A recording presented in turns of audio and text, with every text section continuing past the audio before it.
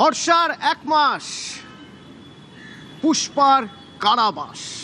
পুষ্পা মানে ফলতার জাহাঙ্গীর, ফলতার জাহাঙ্গীরের মধ্যে ভয় ঢুকে গিয়েছিল। সেই জন্য শুধুমাত্র রাজ্য ছেড়ে না, দেশ ছেড়ে পালানোর প্ল্যান ছিল। নেপাল সীমান্ত থেকে জাহাঙ্গীর গ্রেপ্তার। পুষ্পা ঝুঁকেগা নেহি, সেই পুষ্পা ঝুঁকলো তো বটেই, বগার পার হয়ে গেছিল, দেশ ছেড়ে পালানোর প্ল্যান করছিল, কিন্তু শেষ রক্ষা হলো না। সেই ধরা পড়েই গেল জাহাঙ্গীর। তো জাহাঙ্গীরকে কিভাবে ধরা সম্ভব হলো? অনুপ রয়েছে সরাসরি আমার সঙ্গে। অনুপ, নেপাল সীমান্ত, সেখান থেকে জাহাঙ্গীর গ্রেপ্তার কিভাবে?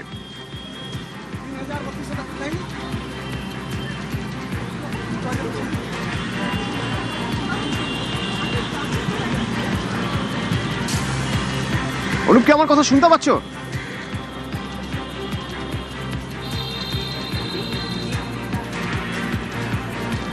পালানোর ছক ছিল আগেই, অনেক আগে থেকেই প্ল্যান কষে কষে, অঙ্ক কষে কষে, মেপে মেপে নেপালে গিয়ে গা ঢাকা দেওয়ার কথা ছিল। সেখানেই রয়ে যাবে, সেখানেই বসবাস করবে, আর ফেরার উপায় নেই। এই রাজ্যে ফিরতে পারবে না, ফিরতে পারবে না ফলতায়, তার সাম্রাজ্য যেখানে গড়ে তুলেছিল।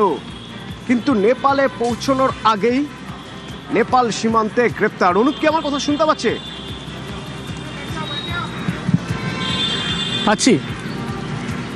অনুপ, কিভাবে গ্রেপ্তার করা সম্ভব হলো জাহাঙ্গীরকে?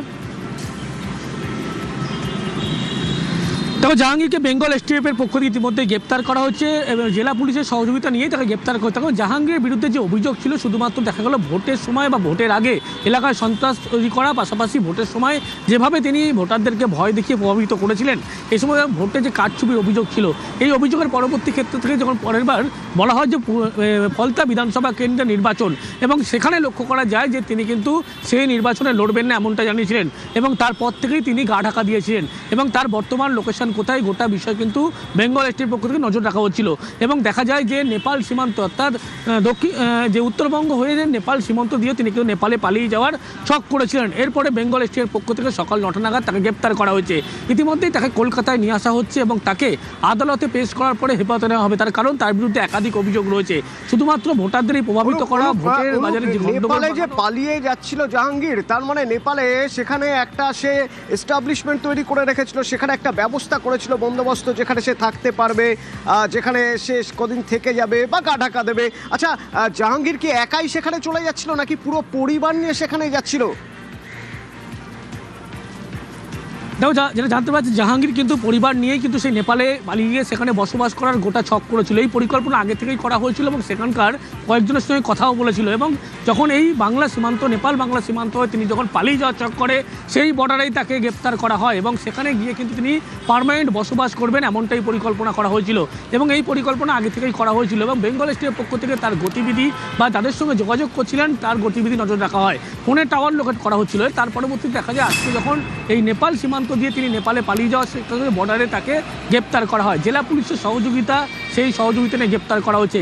তার বিরুদ্ধে ভোটের সময় যে গণ্ডগোল, উস্কানিমূলক মন্তব্য, ভোটারদের প্রভাবিত করা এবং ভোটদানে বাধা থেকে শুরু করে একাধিক অভিযোগ, সেই অভিযোগেই গ্রেপ্তার করা হয়েছে। পরবর্তী ক্ষেত্রে তার বিরুদ্ধে আরও অভিযোগ রয়েছে, ভুড়ি ভুড়ি তোলাবাজি থেকে শুরু করে ভয় দেখানো। কোথায় নেপাল ভাবা যায়? এই ফলতা থেকে নেপাল যাওয়ার জন্য তার মানে তার একটা কানেক্টিং রুট ছিল, মানে নিশ্চিতভাবে বলা যায় বেশ কিছু এমনও মাঝখানে লোকজন রয়েছে যারা তাকে ওই যোগাযোগটা করিয়ে দিয়েছে, যে যোগাযোগে এতটাই আত্মবিশ্বাস যে মনে হয়েছিল ওইখানে গিয়ে কয়েকটা দিন কাটিয়ে দেওয়া যাবে বা বাকি দিনগুলো কাটিয়ে দেওয়া যাবে। কারণ ফলতার মানুষ ভোলেনি জাহাঙ্গীর কি করেছে। ফলতায় বোধহয় আর ফেরার সুযোগ ছিল না।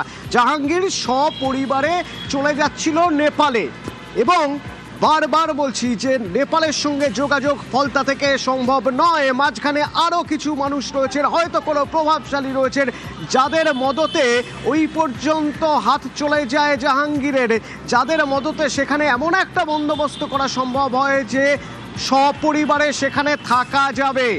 যদিও শেষ রক্ষা হয়নি, তার আগেই বেঙ্গল পুলিশের এসটিএফ জালে তুলে ফেলেছে পুষ্পাকে। পুষ্পা ঝুঁকেগা নেহি বলেছিল, কেন? তার কারণ এতটাই আত্মবিশ্বাস ছিল, কারণ ভোট তো করাতো জাহাঙ্গীর। আর যাকে বলবে যেখানে বলবে সেইখানে ভোট দিতে হবে, তৃণমূলকে ভোট না দিলে ঘর জ্বালিয়ে দেওয়া হবে, দর্শন করা হবে, একের পর এক হুমকির অভিযোগ করেছেন মানুষ। আর ভোট কাকে দেওয়া হয়েছে জানতে পারবে ঠিক, তার কারণ আতর লাগিয়ে দেওয়া হতো ইভিএমে, আঙুল শুকে বলা যেত ভোট কোথায় পড়েছে। শুনবেন কি কি অভিযোগ, ভুরি ভুরি অভিযোগ, শুনুন। ভোটের সময় আমাদের ভোটের কাছে যেতেই দেয় না, ঘরে থেকে হুমকি দিয়ে গেছে যেতে হবে না।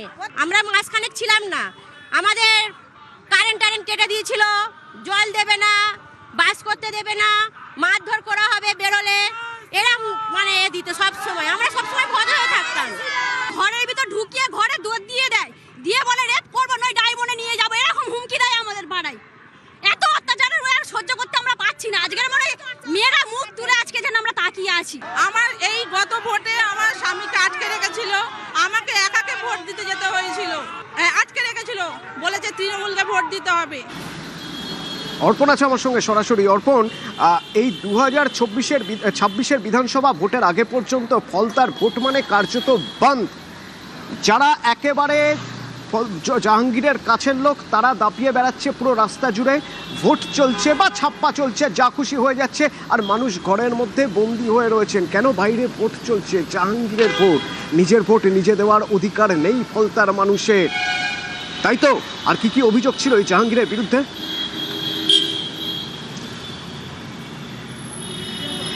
দেখো অতনু, শুধু ফলতা নয়, দক্ষিণ 24 পরগনার যে ডায়মন্ড হারবার লোকসভা কেন্দ্র, সেই ডায়মন্ড হারবার লোকসভা কেন্দ্র বিশেষ করে ফলতার নাম উঠে আসছে, কিন্তু ডায়মন্ড হারবার লোকসভা কেন্দ্রের যে 7টি বিধানসভা রয়েছে সেখানে প্রায় এই একই স্টাইলে নির্বাচন হতো।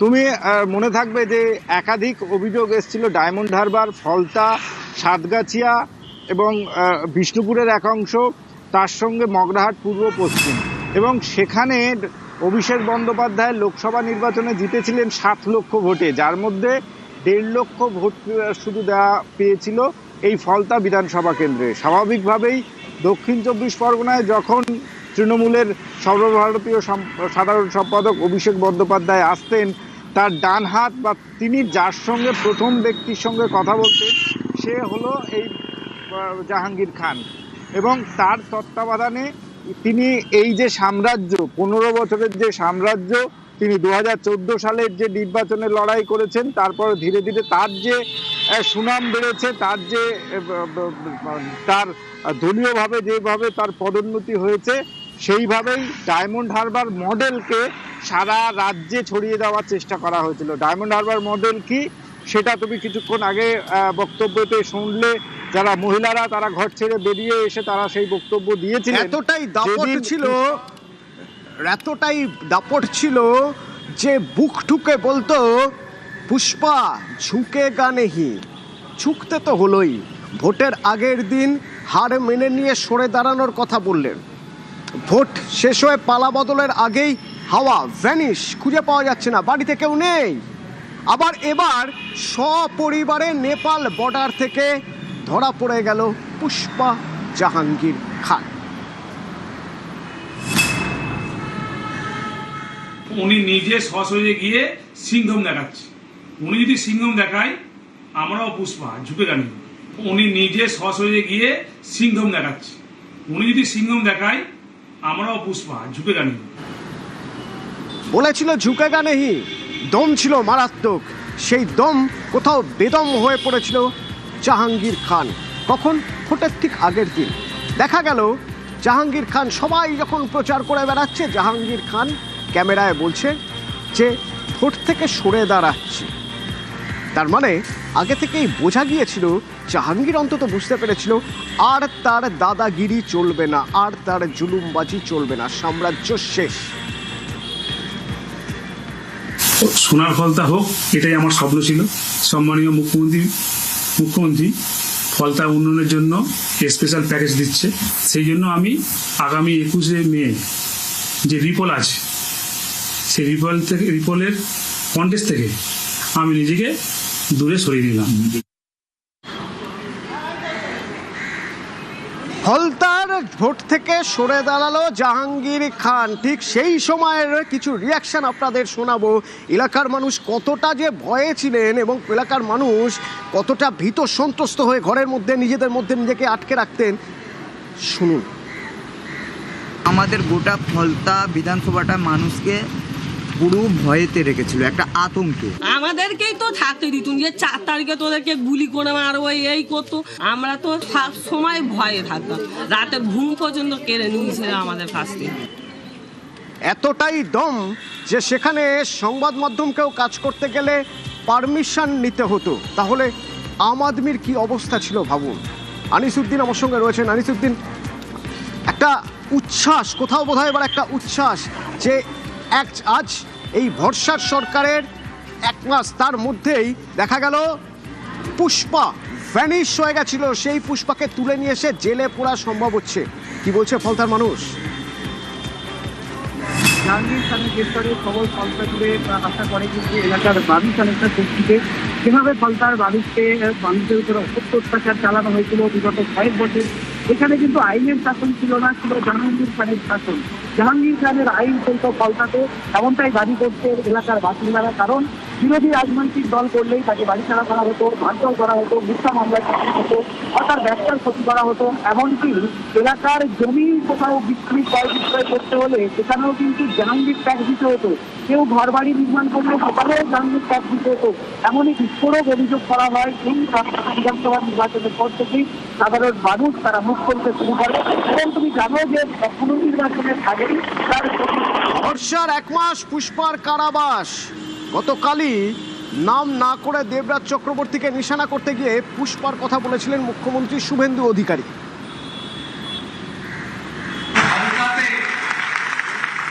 যেভাবে ছিন্নমূলের অবস্থা হয়েছে, পুষ্পা ঝুঁকে গানিয়ে বলেছিল, ঝুঁকতে ঝুঁকতে পুষ্পা হারিয়ে গেছে। গ্রেপ্তার পুষ্পা জাহাঙ্গীর খান। ফলতার এখনকার বিধায়ক, তিনি কি বলছেন শুনুন। ফলতায় জাহাঙ্গীর আজকে গ্রেপ্তার হয়েছে। পুলিশ এবং এসটিএফ বিভিন্নভাবে বিভিন্ন জায়গায় তল্লাশি করেছিল, পালিয়ে গেছিল। 26 তারিখ পর্যন্ত মহামান্য হাইকোর্টের আদেশ অনুযায়ী কোনো স্টেপ নিতে পারেনি। পরবর্তীকালে ও পালিয়ে যায় এখান থেকে।